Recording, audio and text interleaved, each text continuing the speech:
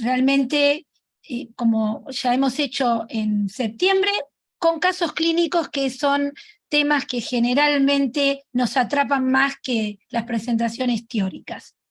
Y hoy, nuevamente, contamos con un panel de expertos, ¿sí?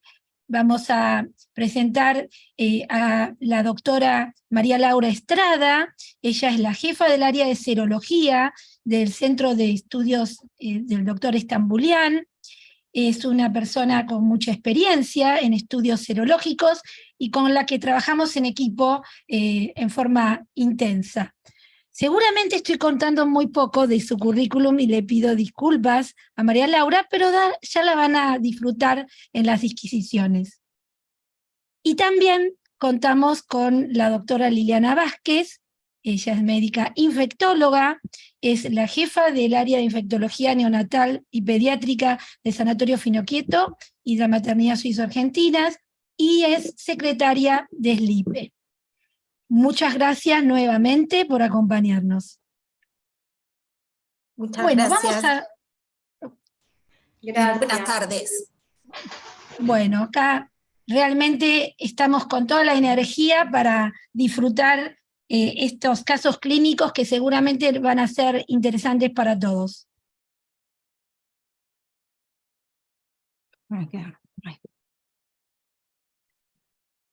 En esta oportunidad van a ser casos de pacientes embarazadas, o sea, esta presentación de casos clínicos está especialmente destinada para ginecólogos y obstetras con los que trabajamos diariamente, ¿no?, en los centros de internación.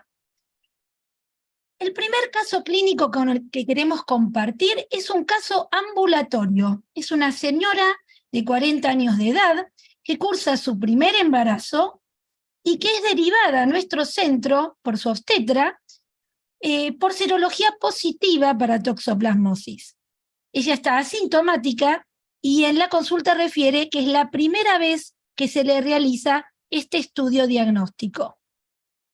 En la anamnesis nos cuenta que su fecha de última menstruación fue del 30 de junio de este año, y el primer estudio serológico de screening del primer trimestre, en la semana 6, mostró toxoplasmosis IgG hecho por el método de quimioluminiscencia, un valor de más de 650, y una IgM también por el mismo método con un valor de 1.75.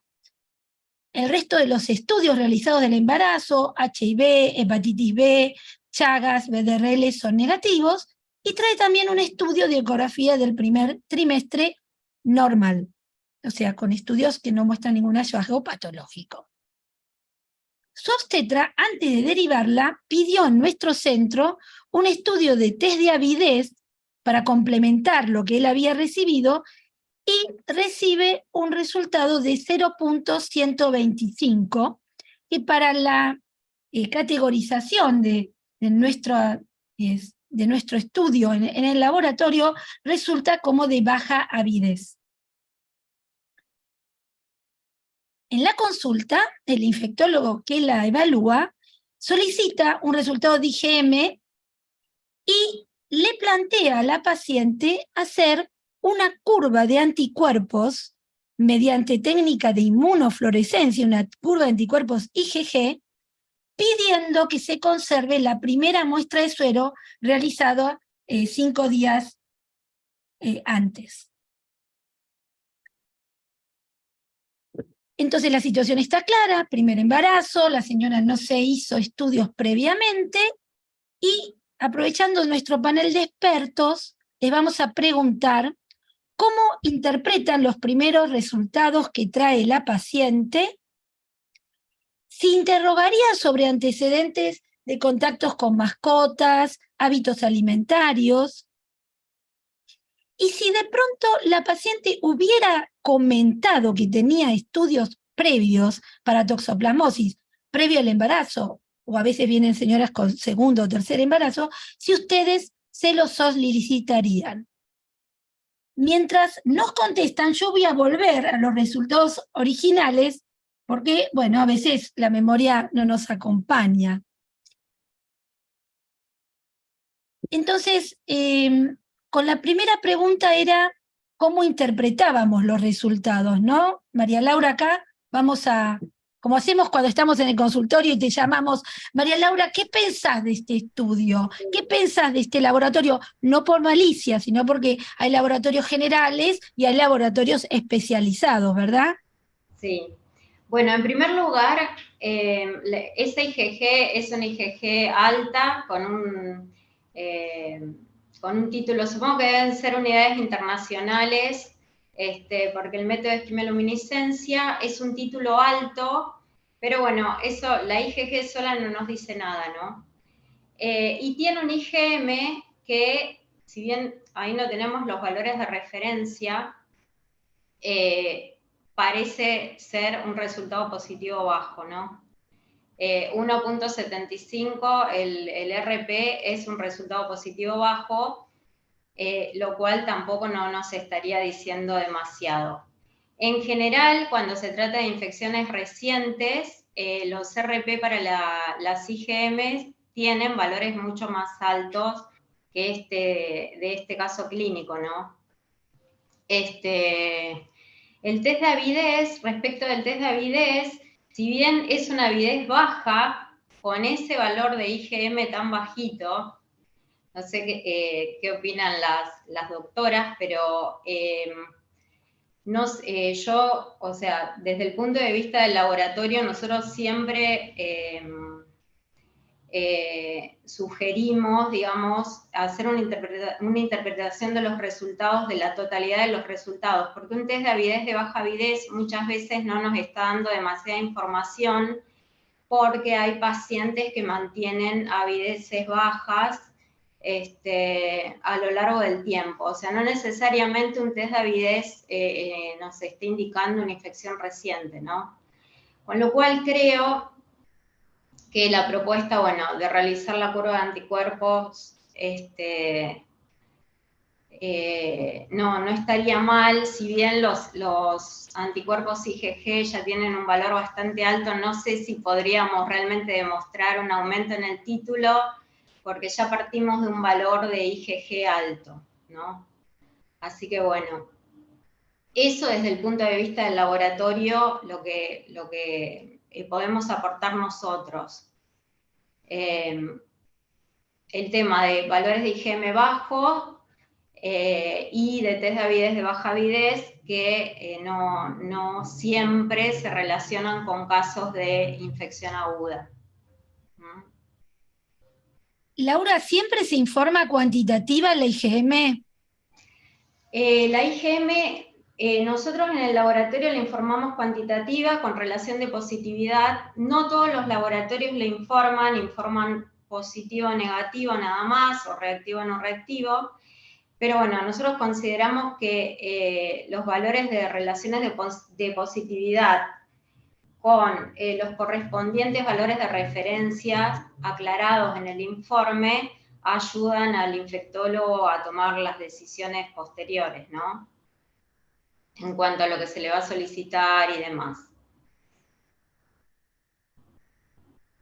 Lili, ¿qué pensás vos de este tipo de situaciones que muchas veces, digamos, nos tocan atender en el consultorio, ¿no?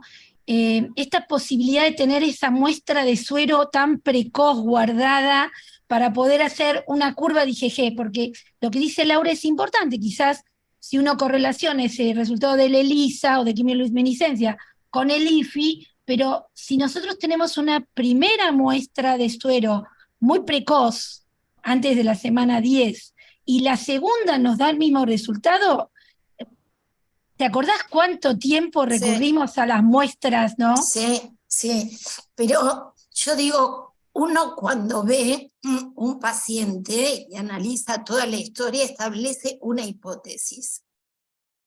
¿Cuál es la hipótesis con 6 semanas de embarazo y teniendo una IgG positiva? ¿Cuál es lo más probable que pueda pasar? Que sea viejo. O sea, tenemos que demostrar que sea nuevo. Pero la hipótesis es que esto es viejo, porque en Buenos Aires, por lo menos, la prevalencia hace un par de años atrás de mujeres en edad fértil con IgG positiva era del 40%. No sé si eso aún hoy está más bajo. Y cuando nosotros tomamos y analizamos pacientes en edad fértil, ¿cuál era la probabilidad de 0 conversión anual? Y esto tiene que ver con la cantidad de parásitos que haya en el ambiente. Tenemos un trabajo presentado juntas, Fabiana, que lo presentamos en un congreso en Brasil, y el análisis matemático decía que a lo largo de 9 meses la probabilidad era 1 en 300.000 mujeres de 0 convertir. Imagínense que en 1 mes y medio esto es, digamos, muchísimo menor la probabilidad.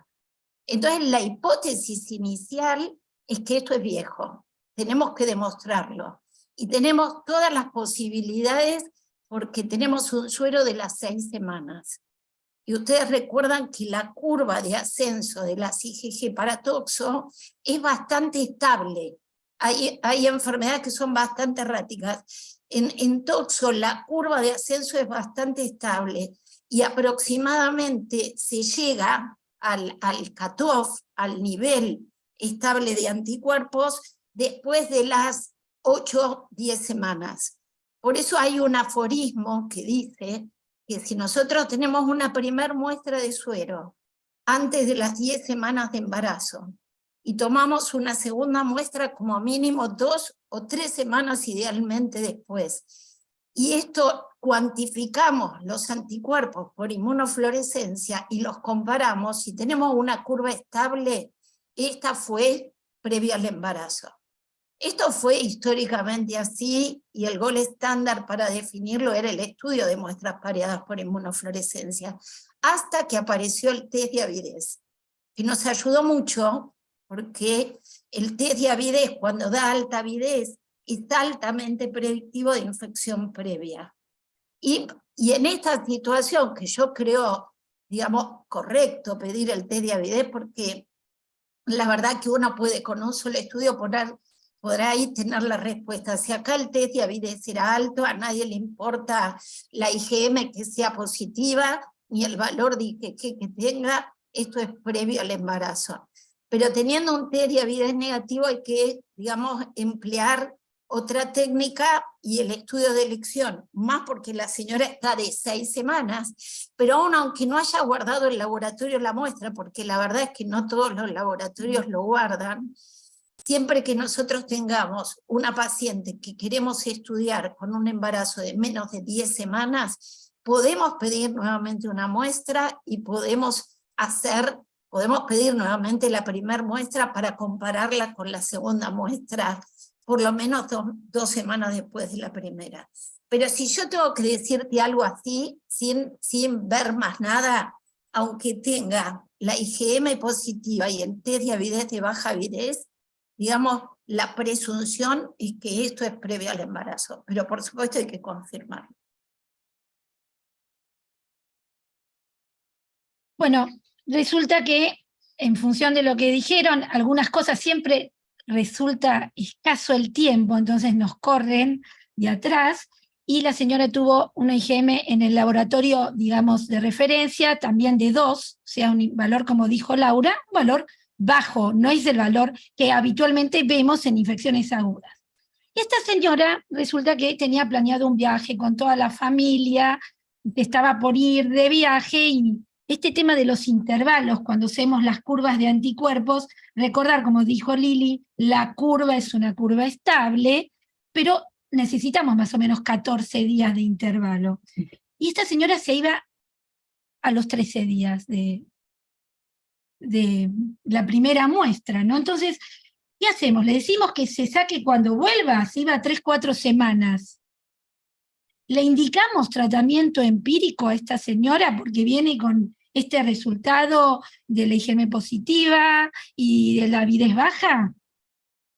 ¿Qué les parece, nuestras expertas?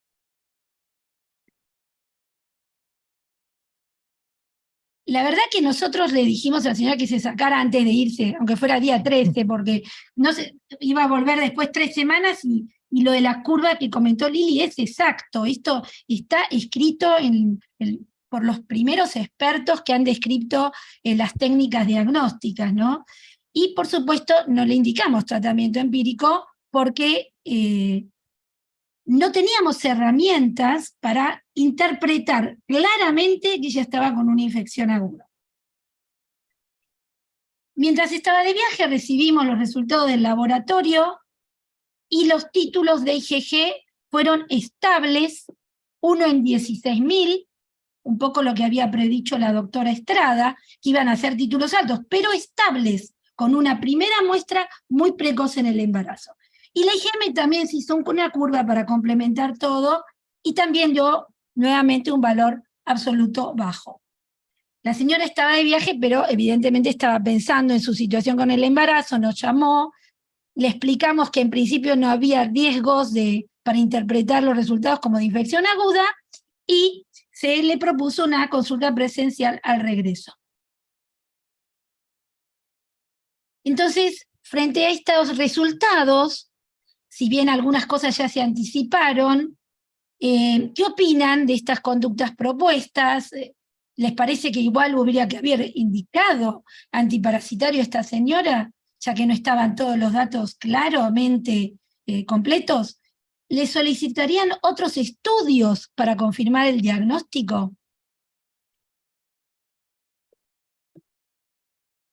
Nos gustaría escucharlas.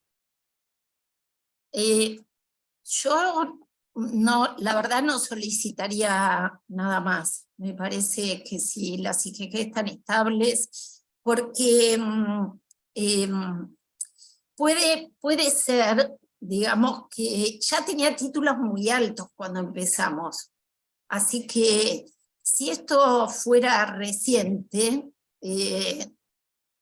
pues, digamos, tendría que tener títulos en ascenso, pero me parece que tiene títulos altos y estables, lo que hace pensar que esto sucedió tiempo atrás.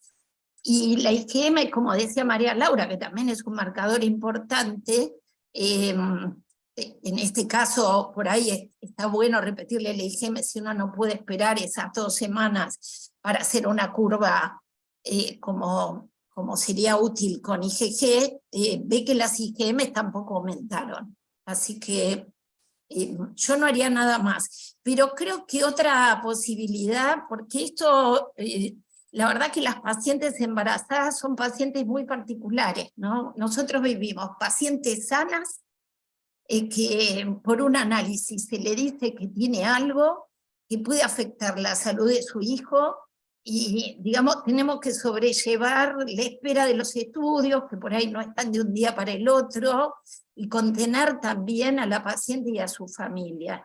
Me parece que otra opción podría haber sido darle piramicina, y cuando venga de viaje decirle, bueno, que puede estar protegida con esto, que muchas veces le da tranquilidad, y sacar sangre cuando vuelva de viaje. Pero si existiera alguna duda, lo mejor es darle tratamiento hasta terminar de estudiarlo. Creo que no era el caso, ¿sí? Pero digo, si existiera, porque si bien el tratamiento no demostró evitar las secuelas que puede generar la toxo, más en la primera mitad del embarazo, sí hay una diferencia si el tratamiento empieza antes del mes o después del mes de la seroconversión. Así que creo que si hay alguna duda, más que nada para los obstetras que derivan pacientes que por ahí empezaron el embarazo con serología negativa y de pronto aparece una seroconversión, que por ahí hay que confirmarla, ante esa duda mejor iniciar tratamiento. Pero también me parece que son cosas que uno puede escuchar a la paciente y vivenciar, ¿no? Yo comparto con ustedes la conducta que ustedes tomaron. Laura, yo quería preguntarte si de pronto suman en esta paciente nos ayudó porque teníamos un suero, como dice Lili, precozmente, o sea, en una edad gestacional baja para poder hacer la curva. Pero hay muchos lugares donde mencionan el rol de la IgA, de la IgE, ¿sí? ¿Vos pensás que realmente no sería en este caso quizás, pero que de pronto una solicitud de IgA e IgE pueden sumar en el diagnóstico o no. O de pronto, tenemos distintos nombres comerciales de test de avidez, porque hay algunos expertos que dicen que hay test de avidez que tienen tal sensibilidad, otros tal otra sensibilidad. Sí, no sé si tanto en cuanto a sensibilidad, sí que hay test de avidez de distintas marcas y tienen distintos valores de referencia. Con lo cual, que se hagan un test de avidez en un laboratorio no implica que si se lo hacen en otro laboratorio le vaya a dar lo mismo. Siempre es importante, digamos, la interpretación del resultado teniendo todos los elementos, ¿no? Y en cuanto a IgA e IgE, no sé si este sería el caso para solicitarlo. La IgA e IgE no se hace en cualquier laboratorio, lo hacen en el laboratorio de referencia de toxoplasmosis. Así que no sé si este sería el caso. De todas maneras, inclusive son inmunoglobulinas que desaparecen más tempranamente, luego de la infección primaria respecto de IgM. La IgM suele perdurar a lo largo del tiempo en un porcentaje importante de pacientes. En cambio, IgE a los 3 meses más o menos negativiza, IgA un poco más, creo que son 6-7 meses.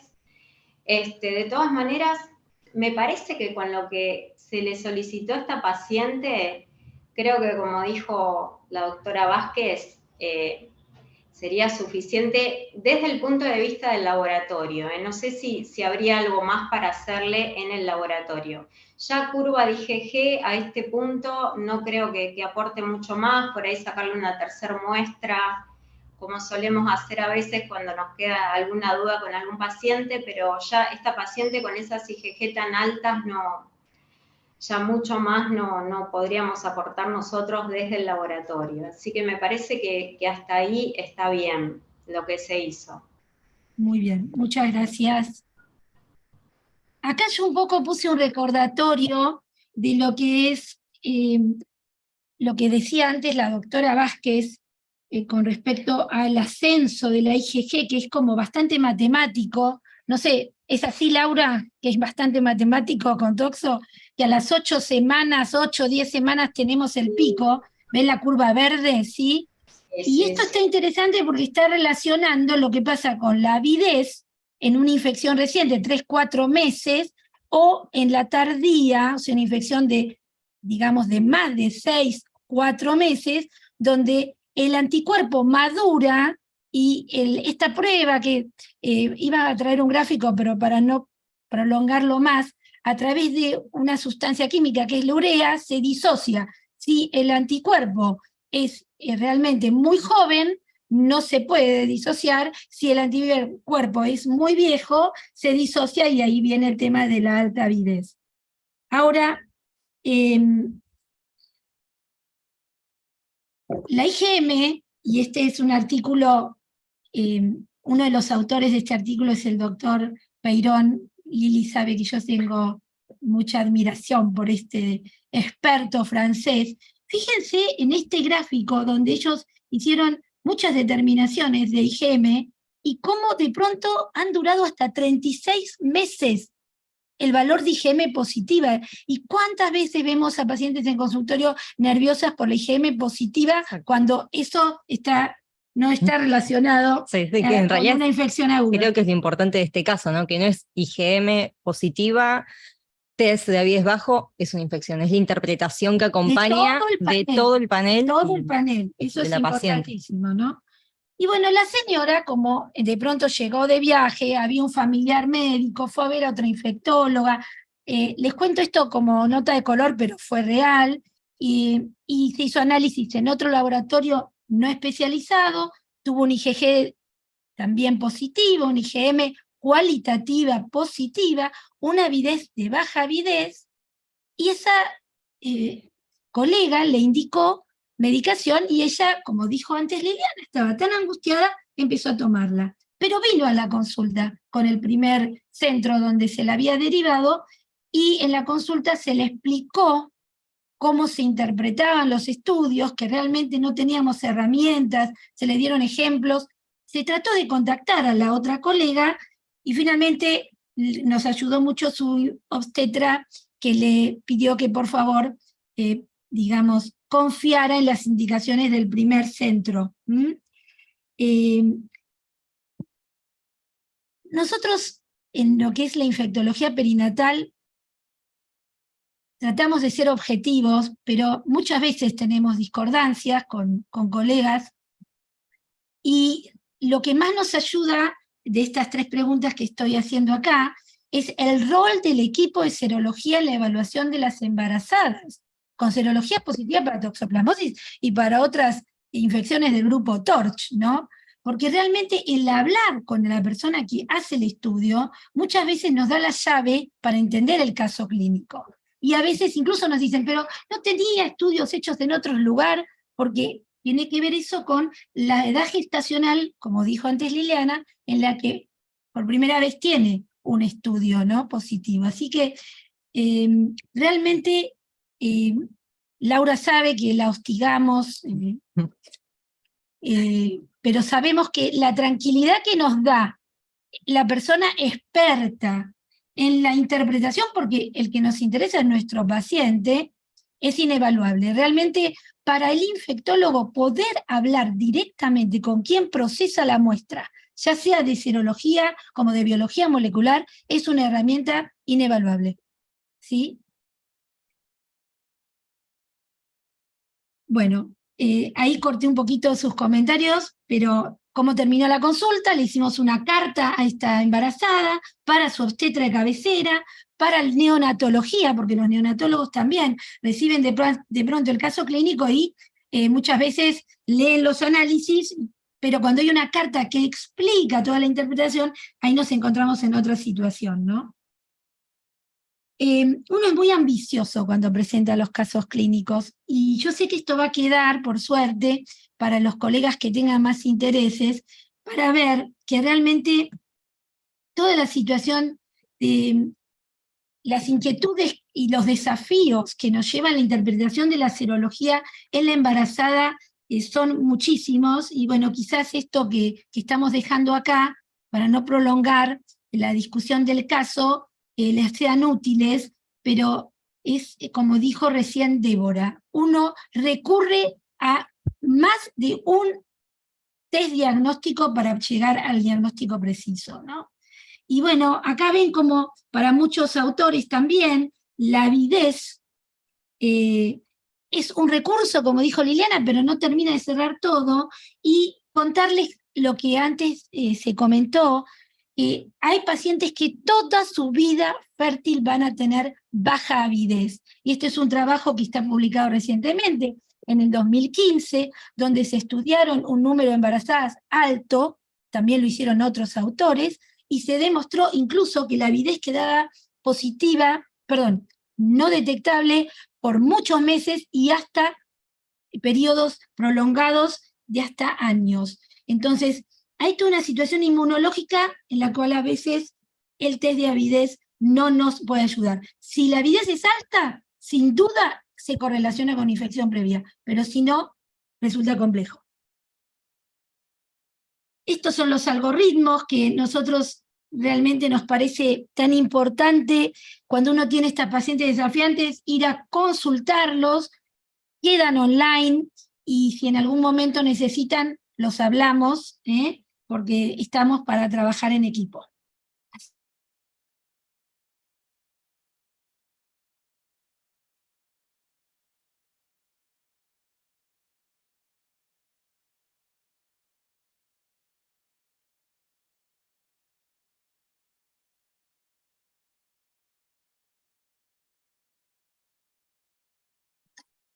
No sé si hay algún problema de conexión, ¿no? Que no veo conexión. Se les desconectó, sí.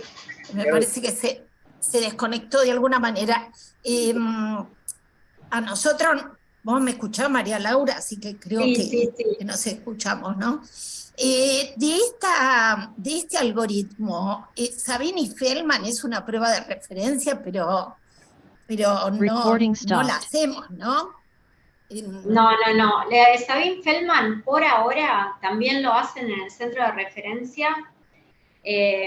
No se hace en laboratorio de rutina. Claro. Los métodos que se hacen en el laboratorio infectológico, pero sin ser de referencia, son quimioluminiscencia, electroquimio, que no dejan de ser ELISAs, y después la inmunofluorescencia. Claro. Yo digo, dudemos de la calidad que puede tener el laboratorio si nos informa una serología como Sabine y Feldman, ¿no? Sí, tiene que ser un centro de referencia. Si no, bueno, tratan de homologar algunas otras técnicas, pero estaría buenísimo que nos digan cuál fue la técnica, ¿no? Exacto. Pero sí, Fabiana, ya están conectadas, ¿verdad? Un problema Fabiana técnico. Muchas gracias, Lili, muchas gracias. Aparte, mencionaste algo importantísimo, que es este tema de las distintas técnicas de laboratorio, así que, bueno. Bueno, continuando, el tema que vamos a tratar es la rotura prematura de membranas, que está íntimamente relacionada con dos entidades que aumentan significativamente el riesgo de materno-perinatal, como es la prematurez y la infección. Las membranas ovulares cumplen una función de protección ante eventuales infecciones ascendentes del tracto genital inferior. Se presenta aproximadamente en un 10% de los nacimientos y se asocia en un tercio a nacimientos pretérmino. Y en la población general, la RPM corresponde a embarazos de término al 8%, embarazos pretérmino del 3% y menos del 1% embarazos del segundo trimestre, previo a la viabilidad fetal. Los factores de riesgo: RPM en embarazos anteriores, infección del tracto genital inferior, hemorragias, tabaquismo, y hay otros también asociados, como puede ser polidramnos, malformaciones uterinas, etcétera, que también se consideran de riesgo. Las complicaciones, como conocen, está la prematurez, muerte fetal, deformidades fetales, presentaciones anómalas fetales, complicaciones ovulares, infecciones maternas y perinatales, como es la coriamnionitis, la endometritis puerperal y la sepsis. Yendo un poquito al caso clínico, consulta a las 23 semanas de edad gestacional por pérdida del líquido porgenital, es una paciente. La gestación se trata de una gestación gemelar, bicorial, biamniótica, es una primigesta sin otros antecedentes, serologías negativas del segundo trimestre, ecografías de primer y segundo trimestre normales, afebril, sin dolor abdominal ni sangrado, con escaso flujo vaginal transparente en la exploración, sin dinámica uterina. La ecografía transvaginal se ve una longitud cervical de 26 milímetros, con una dilatación de 16 milímetros y protrusión de polo de bolsa amniótica con pie del primer gemelo en el interior. Una ecografía abdominal con ambos fetos con frecuencias cardíacas positivas, biometrías acordes a la edad gestacional, con unos pesos estimados de 530 y 531 gramos, y se ve un líquido amniótico con cantidades normales. Menor cantidad en el gemelo 2, con una columna máxima de líquido amniótico del primer feto de 8 centímetros y del segundo de 4.4 centímetros. No, lo puedo terminar. Bueno, se hace la determinación de la microalbuminuria placentaria, que da positiva. El laboratorio tiene una hemoglobina que al 10 de 10, con unos leucocitos de 9.900, y una PCR menor de 5, seguimiento de orina normal, se ingresa a la paciente con sospecha de RPM del segundo gemelo, se administra profilaxis antibiótico con ampicilina y acitromicina a las dosis recomendadas y se indica maduración pulmonar. Se solicita cultivo vaginal y rectal para búsqueda de estreptococo de grupo B, que dan negativos, y urocultivo, que da negativo. Se suspende ampicilina. Y bueno, como para hacerle un par de preguntas al panel, en cuanto a lo que refiere al diagnóstico, ¿qué opinan en cuanto a la prevalencia, que es lo importante, que sea clínico, ecográfico, los test, si hay algo de algún examen complementario que nos otorgue más sensibilidad y especificidad que otro, o bien no? No sé qué opinan. Ahí necesitaríamos a alguien del público, porque seguramente en esto los expertos son los obstetras, ¿no? A nosotros nos consultan cuando ya está confirmado el diagnóstico de RPM, y confiamos en lo que ellos dijeron, ¿sí? Pero bueno, seguramente que avanza la medicina y cada vez hay situaciones más sofisticadas. Vos mencionaste el dosaje de alfa-microglobulina. Globulina M, sí. Que en realidad es algo, pero en sí lo que se sabe, bueno, no sé si no quería interrumpir, si querían comentar algo, nada reemplaza a la clínica, ¿no? Entonces también esto es lo importante, de que más allá de los estudios que tengamos, los ecográficos, los test, la clínica nunca deja de ser soberana de lo que se vea en el paciente y también los datos que nos aporte desde la clínica. Pero el laboratorio sí. Pero la verdad que es importante la confirmación. A veces Exacto. Las pacientes concurren muchas veces porque tienen una ginecorragia y no sabemos si es líquido amniótico o puede ser flujo vaginal. Así que yo lo que está protocolizado en el lugar donde yo trabajo es que además de la ecografía, que puede mostrar menor cantidad de líquido, pero no sabemos si antes venía con poco líquido o no. Sí se toma del fondo de saco vaginal la parte de las pérdidas que la paciente tiene.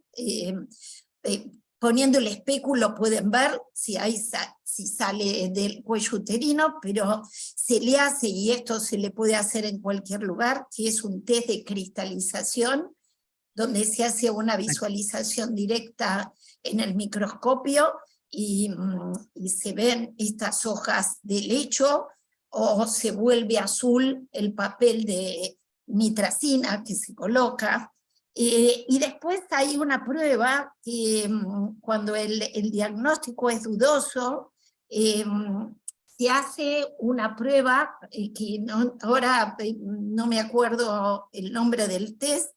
Sé que es caro y que no en todos los lugares lo tienen, pero bueno, eso termina de confirmar el diagnóstico.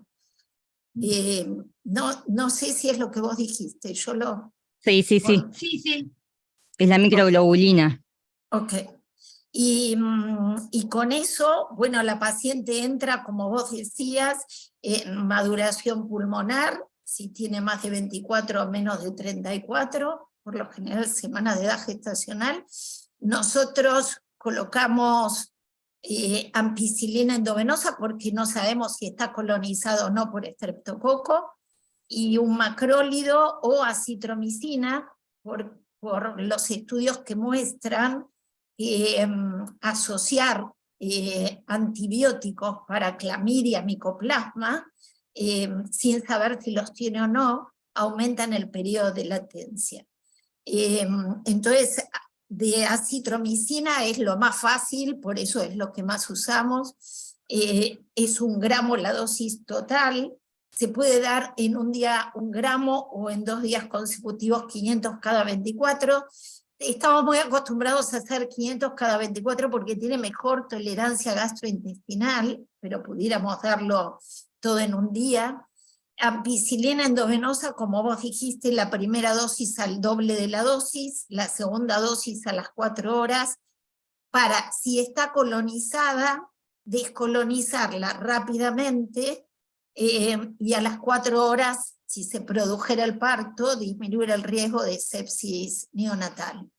Pero la mayoría de los pacientes vemos que ese tiempo se alarga, así que en cuanto superamos esas primeras 4 horas, nosotros pasamos el esquema a 2 gramos cada 8 horas, porque digamos es importante también. Cada 4 horas se hace hoy impensable que le pudiéramos dar un antibiótico a alguien con todo el tiempo de enfermería que requiere, y el objetivo se cumplió de las 2 primeras horas, así que podemos incluso después, nosotros lo hacemos a las 48 horas con el resultado del cultivo, pasarle a vía oral a la paciente y completar el tratamiento. Si no se cultivó 7 días en total, y si el cultivo fue positivo, 7 días en total.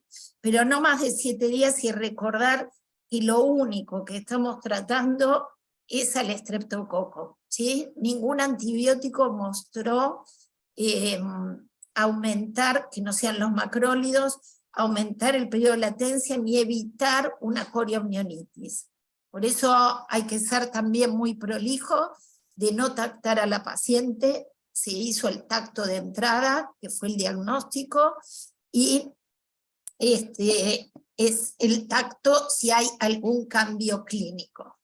Otra cosa que vemos muy frecuente también es como el pedido sistemático de hemogramas en estas pacientes. Y hay que acordarse que los corticoides producen leucocitosis y muchas veces genera una mala interpretación, ¿no?, de este resultado. Nosotros sabemos que de una paciente que tiene una ruptura prematura de membranas con un embarazo pretérmino, el mayor riesgo que tiene ese recién nacido es morir de inmadurez, ¿sí? Y la probabilidad de morir por infección realmente es muchísimo más baja. Así que no sobreinterpretar, digamos, esos hemogramas a veces con leucocitosis sobreinterpretan los diagnósticos de coriomionitis. Por eso se pide el inicial, creo que sirve por el hemograma en general y para ver qué grado de anemia tiene la paciente, pero de ninguna manera para determinar una conducta solamente por el resultado de ese hemograma, ¿no? Perfecto.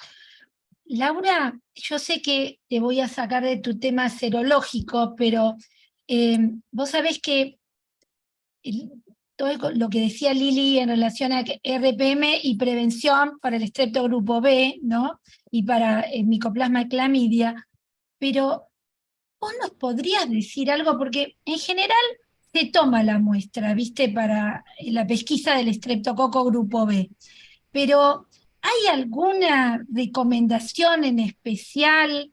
Yo sé que te estoy pidiendo un esfuerzo porque no es lo tuyo, pero sé que de tu experiencia previa, por ahí hay algo que podés sugerir. ¿Cómo se debe mandar la muestra? ¿Hay algo en especial que condiciona mayor sensibilidad del método? Mira, o sea, sinceramente, Fabiana, no, es microbiología, y tema de toma de muestra, para microbiología no puedo aportar demasiado en este caso.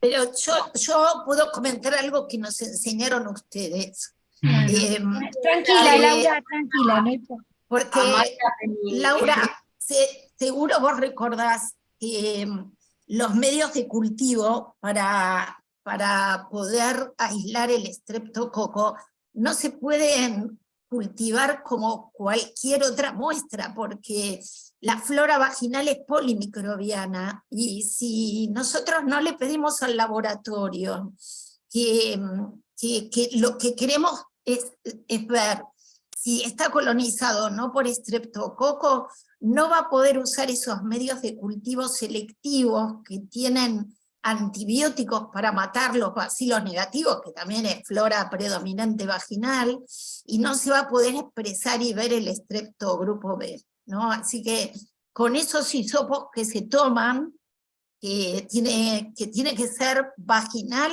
y no hace falta que tenga espéculo, y rectal, que no hace falta, digamos, con ser perirrectal es suficiente, no hace falta introducir el hisopo a través del esfínter anal.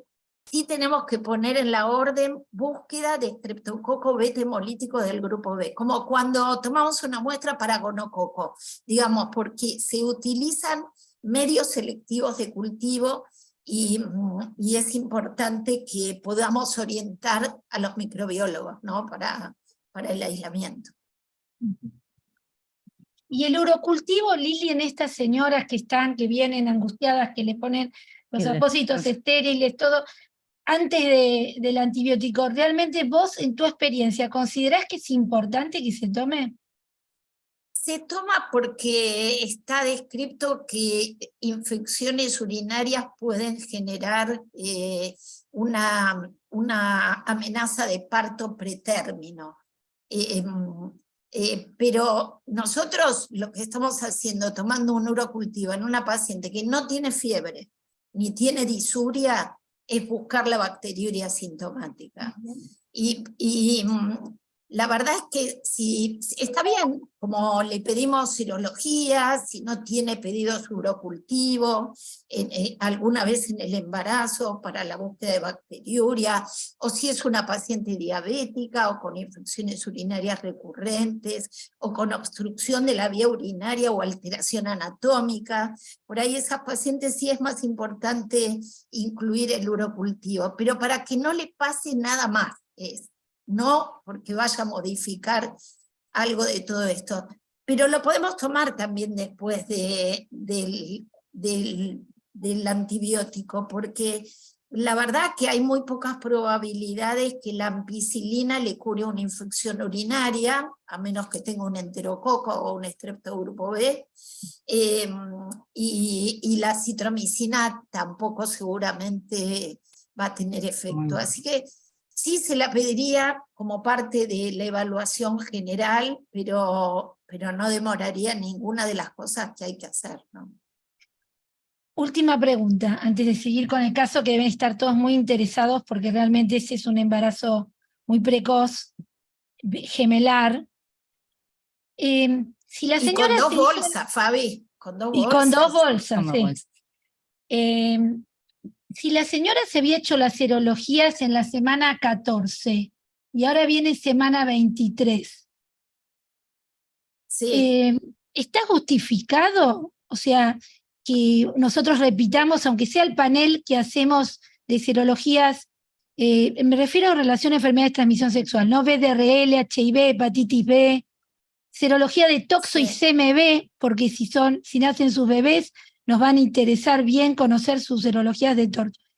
¿Qué te parece, Sí. Laura? Si tiene serologías que son todas negativas de semana 10-12, ¿vale la pena repetir la semana 23?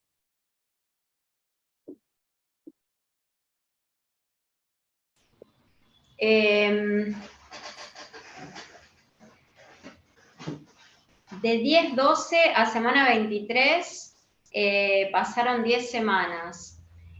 Y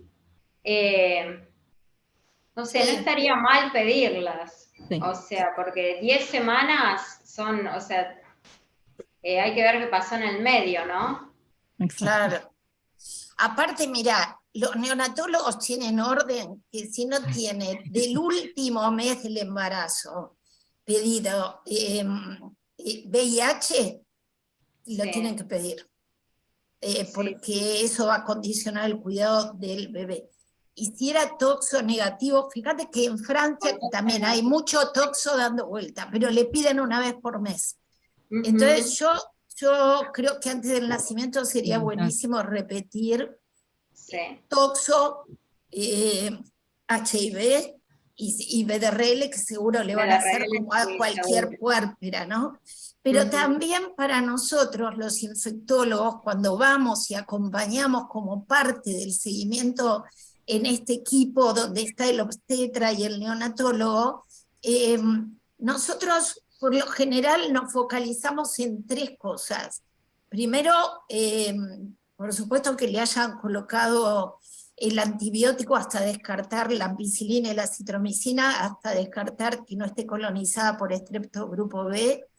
Lo segundo es revisar que las serologías estén actualizadas, incorporando, como dijo Fabi, CMV, que no le pedimos de rutina, pero si va a tener un hijo prematuro nos interesa para evaluar después a ese neonato. Y tercero, las vacunas, que tengan las vacunas que corresponden. Si estamos en época de gripe, la antigripal, que haya recibido la triple acelular después de las 20 semanas, que a veces estamos ahí, porque se interna a las 23 y por ahí le dio la orden y empezó con contracciones y no fue, así que revisar eso, y bueno, creo que las pacientes seguramente tienen también vacuna para COVID en el último año.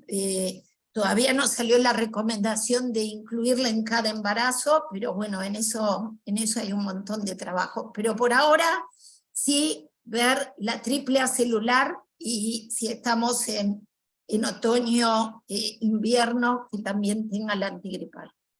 Y ahora que tenemos mucha circulación. Sí. En general es en otoño e invierno, pero ahora también nos está acompañando. Así que bueno, Es cierto. continuamos. Sí. Gracias. Ahí estamos. Bueno, es lo que estábamos hablando, si considera importante actualizar las serologías en pacientes que ingresan con RPM, y la conducta antibiótica respecto, si hubiese cambiado, si el cultivo vaginal o rectal era positivo para el estrepto, creo que lo contestó. Dijo 7 días, no Exacto. más. ¿Y qué pasa cuando de pronto tenemos esa situación bienvenida, inesperada, de que ese periodo de latencia en una señora que se interna en semana 23 tiene buena evolución y llegamos por ahí a un periodo de latencia de 4 semanas? Hay todo un desafío, ¿no? Sí. Porque acá, si la señora es positiva y se desencadena el trabajo de parto, vamos a ver cómo es el caso, ¿no? Es un camino. Ahora, si la señora es negativa y sigue 4 semanas más ese periodo de latencia, ¿habrá que hacer algo más? Y Dejamos viste en que hay toda una discusión cuando hay que tomar el cultivo vaginal y rectal. O sea, hace un par de años era diferente lo que decía la sociedad, el Colegio de Obstetricia y Ginecología en Estados Unidos, a lo que decía la Academia Americana de Pediatría. Entonces, bueno, de pronto se unieron y dijeron, tomemos los cultivos lo más cercano a hacer un nacimiento de término. Por eso se propuso a las 34 semanas tratar de hacer el cultivo, porque la predicción de ese cultivo positivo o negativo se dice que es de alrededor de 4 a 6 semanas. Entonces hay 34 semanas podría incluir, o sea, queda excluido aproximadamente el 10% de los nacimientos, que son los prematuros. Por eso en estas pacientes que se internan con ruptura de membranas en nacimiento, en embarazos pretérminos, lo tenemos que incluir. Las pacientes todavía no fueron evaluadas. Pero si el periodo de latencia va más allá de las 4 semanas, hay que volverlo a repetir cada 4 semanas hasta el nacimiento. Por lo general no son más de 2 veces, pero sí. 4 semanas. Pero las 4 semanas se debería repetir si es negativo. ¿Para qué? Vale. Para poder indicar la profilaxis, ¿no? Exacto. Bien. Bueno, en lo que es la evolución, la paciente se mantiene afebril con laboratorios estables y adinamia uterina, crecimiento fetal dentro de la normalidad, sin cambios cervicales. Se hace el control ecográfico con CMLA de 2.6 centímetros para el primer feto y normal para el segundo, confirmando finalmente RPM en el primer gemelo. A partir de la semana 24.5 se evidencia leucocitosis progresiva, con 18.900 blancos y una PCR de 83, dada la estabilidad clínica y la ausencia de otros signos de coriamnionitis, se decide control evolutivo. Y avanzado ya en la semana 25, la paciente avisa que tiene una sensación de presión. Se evidencia en el cervix una dilatación completa, ¿sí?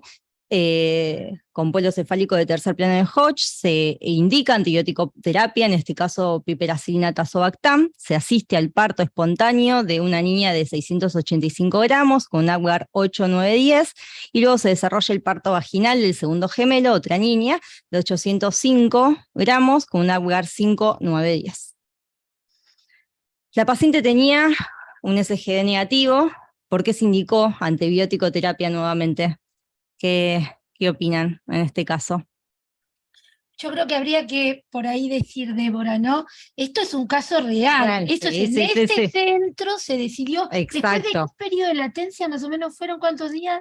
No, Fueron 2 semanas. 2 semanas, Sí. ¿no? Por eso, 14 días de RPM, tomando todas las medidas, pocitos estériles, se le hicieron cultivos, no hubo cultivos positivos, pero en ese grupo, frente a la situación de la prematurez, se decidió piperacilina tazobactam. Y acá, no te preocupes, Laura, que esta pregunta no es para vos, ¿sí? Pero por ahí sí te pueden llegar a pedir que en los bebés se hagan estudios especiales, porque eso ya lo vamos a hablar, de lo que se hace con los prematuritos. ¿Vos qué decís, Lili? Ella era negativa. Yo creo que no tiene mucho sentido, porque fíjate que cuando rompe bolsa le pones el antibiótico para evitar, digamos, el estrepto.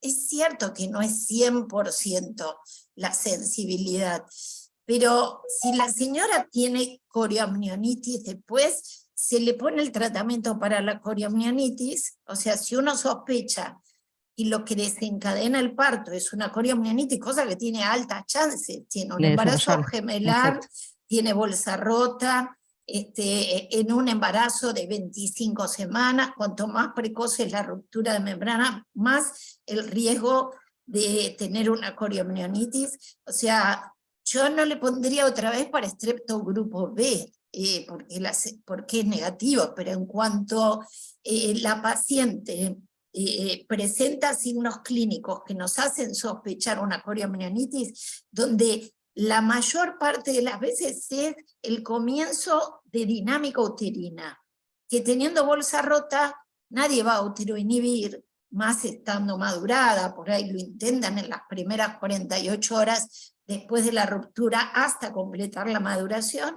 se deja el curso normal y ver cuál es la dinámica que la paciente presenta y se la acompaña, digamos, en esto. Pero cuando la paciente tiene, o teniendo una dinámica uterina aislada, comienza con dinámica uterina, algunas pacientes tienen cambios en las características de las pérdidas que tienen de líquido amniótico.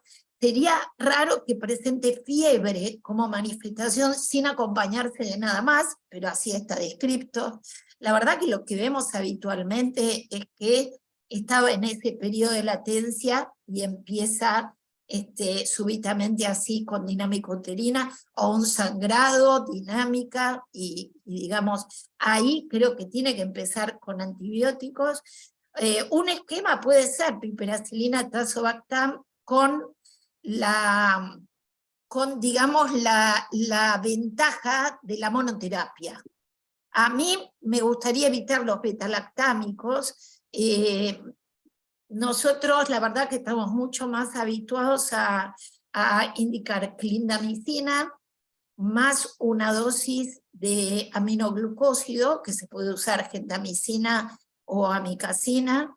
Usamos una dosis que es una ampolla de clindamicina, más la dosis de 24 horas del aminoglucósido, sea gentamicina o amicacina, se produce el parto, y en el posparto, si todo fue sin problemas, si no hay ninguna observación por parte del obstetra, ya en el posparto seguimos con antibióticos por vía oral. ¿Sí? No prolongamos la vía endovenosa, recuerden que va a tener 24 horas de aminoglucósido, y que el tiempo de tratamiento antibiótico de una corioamnionitis, la bibliografía dice hasta 48 horas después de un puerperio normal. Exacto.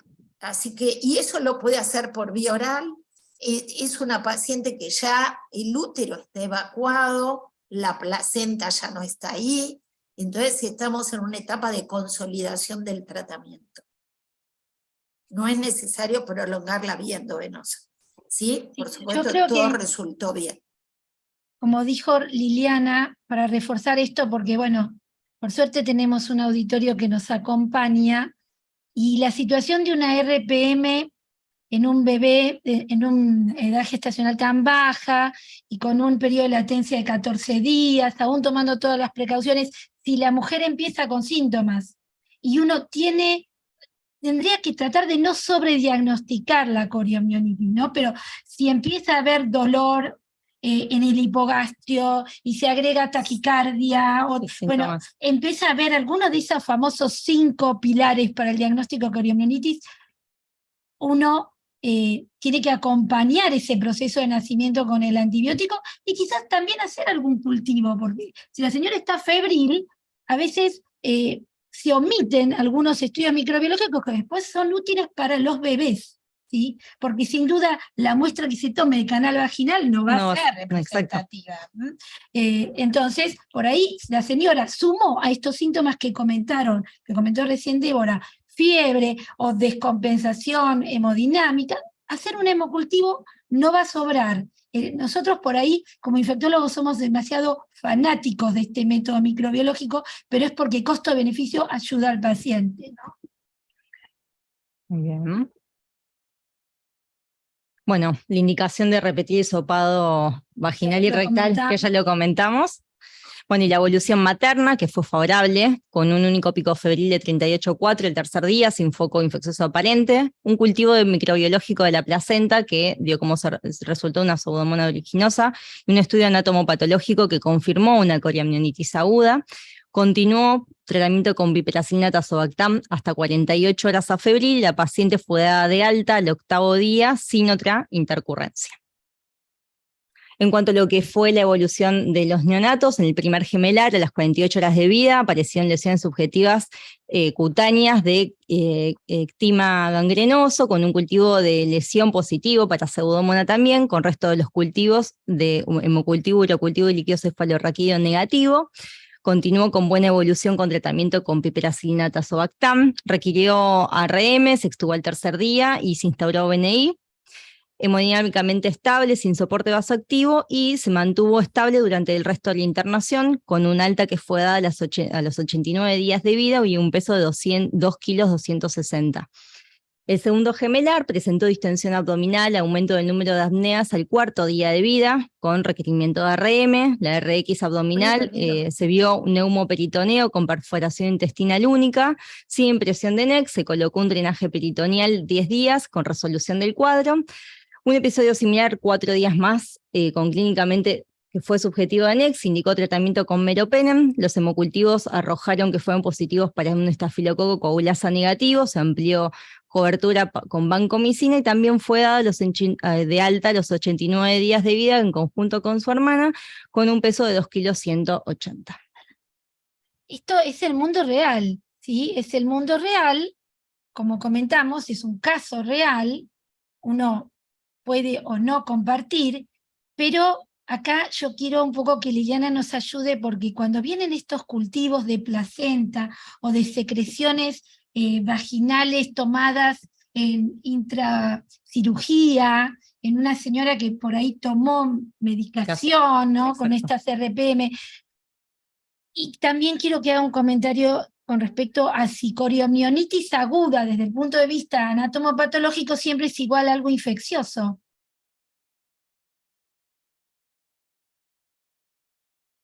En relación al cultivo de la placenta, son estudios muy difíciles de interpretar, porque pasan por todo un tracto que está colonizado. Entonces, sirven para saber la colonización de la paciente, y si la paciente le hubiéramos dado clindamicina amica y después amoxiclavulánico y no evolucionaba bien, yo lo tendría en cuenta.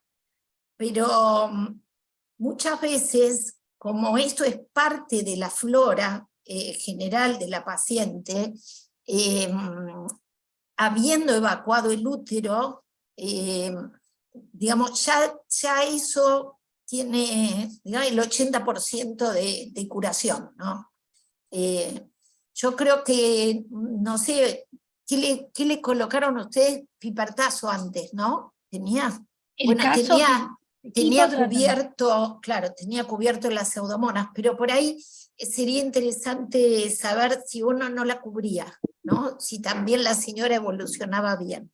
Pero Exacto. son cultivos que requieren interpretación para poder jerarquizar. No está mal enviarlo, pero no hay una lectura directa. ¿Viste? Como está un paciente respirado y quieren hacer un aspirado de secreciones por el tubo. De ahí a que después viene un Acinetobacter y dicen el paciente tiene una neumonía por Acinetobacter, es distinto. El paciente está colonizado con el Acinetobacter. Vos sospechás una infección y el tratamiento, una neumonía, y el tratamiento que estás haciendo no cubre el Acinetobacter, bueno, hay que cubrirlo porque es parte de la flora que lo puede enfermar, ¿no? Así que, pero requiere una interpretación. Atraviesa todo un tracto que está colonizado y contaminado. Sí, una vez más, ver después, esto. Claro, Ver y después, esto, el general, la paciente, la evolución, no solamente porque la lo que adaptación. estaría mal es, si le puse clindagenta, después amoxiclavulánico, y evolucionaba bien, y vino la pseudomona, poner pipertazo por vía endovenosa, eso está mal. Está mal. ¿Sí? Porque a la señora le está yendo bien, entonces hay que interpretarlo dentro del cuadro clínico. Con lo que decía Fabiana de la coriomionitis, que esto es una expresión del anatomopatólogo según la celularidad que ve, hay una reacción inflamatoria. Lo que dice, digamos, lo que quiere expresar esta palabra coriomionitis, pero también vemos esto en pacientes que tienen, por ejemplo, tienen todo este periodo. Nosotros nos consultan, por ejemplo, pacientes que tienen pérdidas recurrentes de embarazo, ¿no? Y vienen con la anatomía patológica de las pérdidas que tuvieron y dicen, perdí mi embarazo porque tuve una coriomionitis. Pero lo que está hablando es que hay una reacción inflamatoria y esto uno lo tiene que unir con los datos clínicos. Es cierto que tiene un embarazo de 25 semanas, tiene altas chances con bolsa rota de tener una coriomionitis anatomopatológica, pero incluso la descripción anatomopatológica es mucho más frecuente que la evidencia clínica. Entonces, también tenemos que tener cuidado en la interpretación de estos datos. Lo que seguro no pasó es que la coriomionitis le rompió la bolsa. Porque, ¿cuánto tiempo tuvo de latencia, Fabi? 14 días. Sí. Bueno, entonces la señora rompe bolsa. Dice, ¿por qué rompí bolsa? No lo sabemos. Está descrito hasta que procesos odontológicos pudieran generar una reacción inflamatoria causante de la ruptura de bolsa. A veces hay, digamos, úteros que no tienen una buena compliance, hay pacientes que tienen nacimientos prematuros reiterados, o sea, hay cosas que todavía no comprendemos de la prematurez, no hay una única causa, pero lo que seguro no pasó es que fue la coriomionitis la que le rompió la bolsa, porque si fuera así, el tiempo de latencia es muy corto, desde la ruptura al nacimiento. Pero cuando pasan 14 días, o sea, la señora rompió bolsa, no sabemos por qué, tratamos de hacer la prevención del estreptococo que no tenía, se mantuvo durante un tiempo el periodo de latencia y finalmente se infectó por tener la bolsa rota, cosa que es así y que pasa. Lo que nosotros no podemos es estar tactándola cada rato porque sí, el riesgo va a ser mayor de tener una coriomionitis, pero aún haciendo todo bien, puede ser que termine con una coriamnionitis y que ese sea el final del periodo de latencia. Pero hay que tener cuidado con la lectura de la anatomía patológica, y no toda coriamnionitis materna es sinónimo de sepsis neonatal, ¿sí? Así que eso también es importante. Sí. Quería aprovechar que está Laura con nosotros, porque me estaba acordando, a propósito de este caso de RPM o de señoras que se internan por amenaza de parto prematuro, que le hacen la serología de HIV o de VDRL y viene un resultado positivo. A veces la VDRL, vos sabés, Laura, en muchos lugares se sigue haciendo cualitativo, ¿no? Y claro, imagínate, enseguida el obstetra a cargo, mirá, por favor, venía a ver a la paciente, porque ¿cómo le hacemos a esa señora que está pasando por una situación traumática, un parto prematuro, con ese dato? Y entonces nosotros empezamos, como siempre, a presionar al laboratorio, porque a vos también por ahí te llaman los obstetras cuando tienen estos resultados y te dicen, ¿hay algo? No sé, ¿hay algún otro dato más que me podés decir para ver si esto es verdadero o no? Me parece que es una situación que nos pasa seguido. Sí, a lo que estás apuntando es a los falsos positivos en las mujeres embarazadas o en las puérperas. En realidad tenemos casos de falsos positivos. Un resultado de ELISA o de VDRL aislado no nos dice nada, siempre hay que confirmarlo. En general los falsos positivos son a relaciones de positividad baja, como hablamos anteriormente de la IgM, y sí, siempre importantísimo los test confirmatorios, ¿no? Porque todo lo que es método de screening tienen por ahí alta sensibilidad, como por ejemplo una ELISA de cuarta generación para HIV, pero también tiene un mayor número de falsos positivos, ¿no? Entonces, cuanto más aumentamos por ahí la sensibilidad, bajamos un poco la especificidad, pero para eso, para completar, digamos, el diagnóstico, tenemos los test confirmatorios, ¿no? En este caso, bueno, si es un HIV positivo con una relación de positividad baja, por ahí habría que hacer una carga viral. Hoy día se indica más la carga viral que el Western blot. Y bueno, y en el caso de una VDRL positiva, siempre confirmar con un método treponémico como es la FT-APS. Pero sí existen resultados falsos positivos en embarazadas o en puérperas. Y decime, Laura, porque a veces estamos más acostumbrados a que el test confirmatorio en algunos lugares hasta lo podemos llegar a tener en el día, ¿no?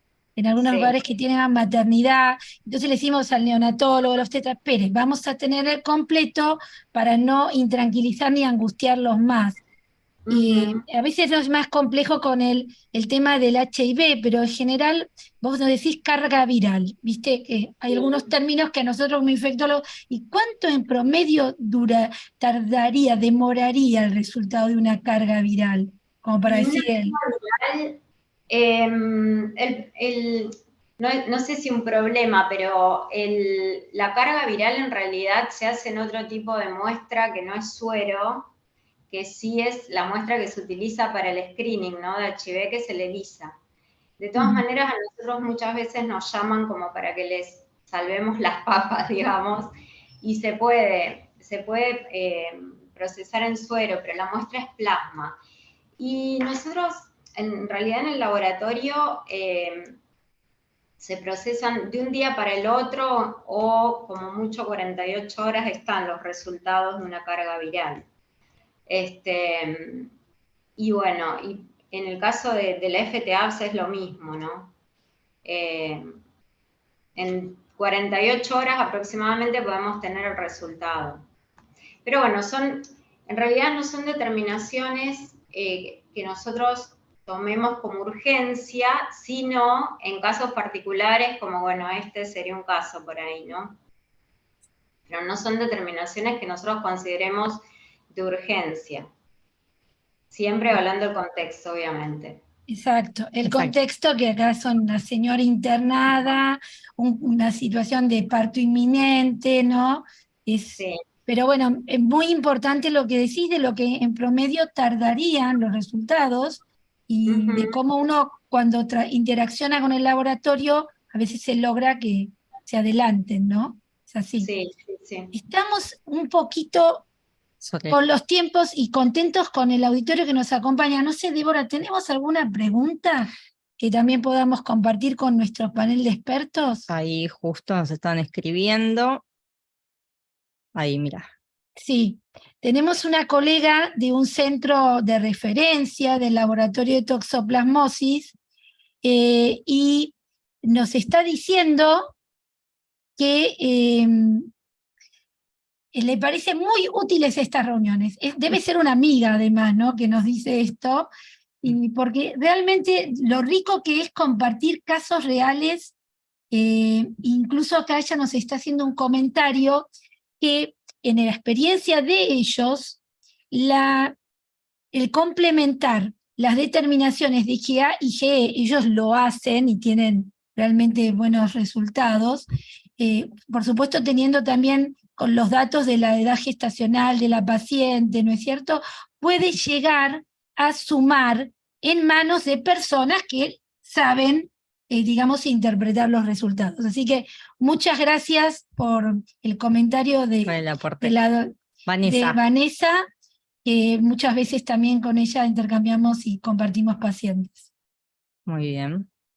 Sí, una que nos quedó de toxo, en realidad no recuerdo bien quién lo había realizado, pero nos habían preguntado cuál es la recomendación desde la infección por toxoplasmosis para una búsqueda de embarazo. Eso no, sí. En realidad, a ver, en cuanto a la infección de toxoplasmosis, el organismo rápidamente fabrica inmunidad y no es que uno, frente a una infección por toxoplasmosis, le deba decir a la señora que quizás está en un periodo de búsqueda de embarazo con técnica de fertilidad, espere tanto tiempo. En realidad, aparentemente, dicen que en un mes uno ya tiene inmunidad, por lo tanto no se da una recomendación, y si ya la señora viene con las serologías positivas, uno le dice que siga adelante, siempre y cuando estemos hablando de un huésped normal, ¿no? Con otros agentes del grupo TORCH es distinto. Exacto. Muy bien. Bueno, saluda. Muy bueno, muchas gracias. Tenemos acá muchos colegas muy, digamos, nos están halagando la actividad, lo cual es gratificante, y por supuesto están halagando a nuestros expertos acompañantes, ¿no? Bueno, comento rápido el caso clínico 2. Pues estamos sobre la hora. Se trata de una gestante de 38 semanas de edad gestacional que acude al servicio de urgencias por una sospecha de RPM. Desde hace aproximadamente una hora nota que la ropa está húmeda, no refiere contracciones uterinas ni gas sangrados, refiere notar movimientos fetales activos. La mujer de 31 años sin antecedentes personales de interés. Dentro, revisiones ginecológicas normales, menarca 14 años y fue un embarazo planificado. Es primigesta de 38 semanas con buen control del embarazo, serologías negativas. En segundo trimestre tiene un urocultivo que tiene un Streptococo galactea de grupo B. En el tercer trimestre un urocultivo negativo, con cultivo vagino-rectal para Streptococo de grupo B negativo y un laboratorio sin particularidades. La ecografía de semana 32 tiene biometrías fetales normales, acordes a la semana de gestación, placenta posterior no inserta, cantidad de líquido amniótico normal, máxima columna vertical de 4 centímetros. A la exploración física, frecuencia cardíaca normal, temperatura de 36,2, la observación de genitales externos secos, exploración vaginal con espéculo, no se objetiva salida de líquido amniótico tras del cervix. Tras realizar maniobra de Valsalva, se observa flujo vaginal transparente, frecuencia cardíaca fetal con Doppler 140-150, monitoreo fetal línea basal de 145 latidos por minuto, variabilidad moderada, presencia de aceleraciones y ausencia de desaceleraciones y dinámica uterina ausente. Como hasta el momento no se había evidenciado salida de líquido amniótico, se realizan otras pruebas para confirmar o desestimar la ruptura prematura de membranas. Se hace el test de pH vaginal en fondo de saco, que da negativo a la presencia de líquido amniótico, y frente al alto porcentaje de falsos negativos se realizan otras pruebas, y se realiza también prueba bioquímica de alfa-microglobulina placentaria 1, que también da negativa. El diagnóstico de RPM se basa sobre todo en la historia clínica subjetiva, en la visualización de salida de líquido amniótico. En el 80-90% de las veces se observa tras la colocación del espéculo. En ocasiones aparecen dudas, ya sea porque durante la exploración no se observa el líquido amniótico, la salida del líquido es intermitente, o porque existe una contaminación sangre, orina, secreciones vaginales o semen. Y luego de toda esta evaluación se descarta RPM. Y entonces, hablando siempre un poco de los uros, que siempre viene el caso, gestación a término sin RPM, con esto antecedente que tenía del urocultivo positivo, del cultivo en el tercer trimestre negativo, con hisopado negativo, antibiótico terapia sí o no, finalizar el embarazo, con qué método, si es parto o cesárea. Por ahí sería interesante, Lili, que comentaras, porque muchas veces vienen señoras con resultados de hisopados vaginales hechos en semana 35, positivos, y vienen y nos cuentan que ya tomaron el antibiótico que se les indicó de 7 días del beta-lactámico, 7 o 10. Sí. ¿Esto Primero, pasa o no sí, pasa? yo quiero remontar desde acá, desde el urocultivo, en el segundo trimestre positivo, ¿no? Cuando, digamos, esto se llama bacteriuria por estrepto. La señora fue un uro por la indicación del embarazo, ¿no? No tenía disuria, No por sintomatología. Ok. Para confirmar esto, cuando viene un urocultivo que se pide a una paciente que no tiene síntomas sospechosos de infección urinaria y queremos confirmar la bacteriuria asintomática, necesitamos 2 urocultivos. Entonces, cuando este viene dando positivo, podemos pedir el segundo urocultivo. Lo ideal es esperar el segundo para medicarla. Si en los dos da igual microorganismo, nosotros podemos confirmar bacteriuria asintomática. El sedimento puede ser normal o patológico, así que aquí no nos va a ayudar en la definición, pero sí necesitamos confirmarla con 2. Bueno, muchas veces nos vienen y ya la medicaron con 1, bueno, ya está. En Pero general, es importante tener un urocultivo después de control que sea negativo, porque si la paciente persiste bacteriúrica, tiene chances de tener una pielonefritis durante el embarazo, o sea, una infección urinaria complicada. Y eso puede desencadenar un nacimiento prematuro. Por eso es la indicación de, dentro de todo el screening que se hace durante el embarazo, agregar un urocultivo, que es de esas pocas situaciones donde se pide un urocultivo en una paciente que no tiene síntomas. Ahora, este urocultivo, así que bueno, qué bueno que después fue negativo, eso está bueno, porque si no hay que retratarla, y si persiste hay que pensar en profilaxis antibiótica, así que por eso es importante tener el control negativo. El estreptococo, cuando viene a Galactiae positivo en el urocultivo, eso se da, es una expresión indirecta de alta colonización vaginal e intestinal. Tanto que la recomendación es pacientes que tienen durante el embarazo un urocultivo positivo para estrepto grupo B, ya eso es condición de profilaxis periparto, antibiótica periparto, no es necesario hacer el hisopado vaginal y rectal después de las 32, 34 semanas de embarazo. Porque claro, después viene el hisopado negativo y decimos, ¿a quién le creemos? Hay que saber que la sensibilidad no es 100% del hisopado vaginal y rectal, así que yo, esta paciente, con el antecedente de un urocultivo positivo, haría profilaxis antibiótica intraparto. La profilaxis empieza cuando la paciente empieza con dinámica uterina o cuando rompe bolsa, lo que suceda primero, hasta el nacimiento. Y para que sea efectiva y logremos la descolonización, tiene que transcurrir por lo menos 4 horas, o sea, tiene que recibir la segunda dosis. Y nosotros vemos muchas veces que en la sala de partos alguien dice, ¿le dieron la profilaxis antibiótica para estrepto a la paciente? Bueno, y ahí aparece la ampicilina, sepan que eso no sirve. Sí, está estudiado, y cuando transcurre menos de 1 hora entre el comienzo de la profilaxis y el parto, no logró descolonizar nada. Y lo ideal es esto, que llegue a las 4 horas. ¿Por qué no se indica? Como decía Fabiana, le hicieron el hisopado vaginal y rectal a las 32 semanas, ponele 34. Vino positivo. Y la señora dice, quédese tranquila, doctora, y ya me indicaron amoxicilina por vía oral. Bueno, eso está estudiado que no sirve. ¿Sí? También estudiaron clindamicina por vía oral y otros antibióticos.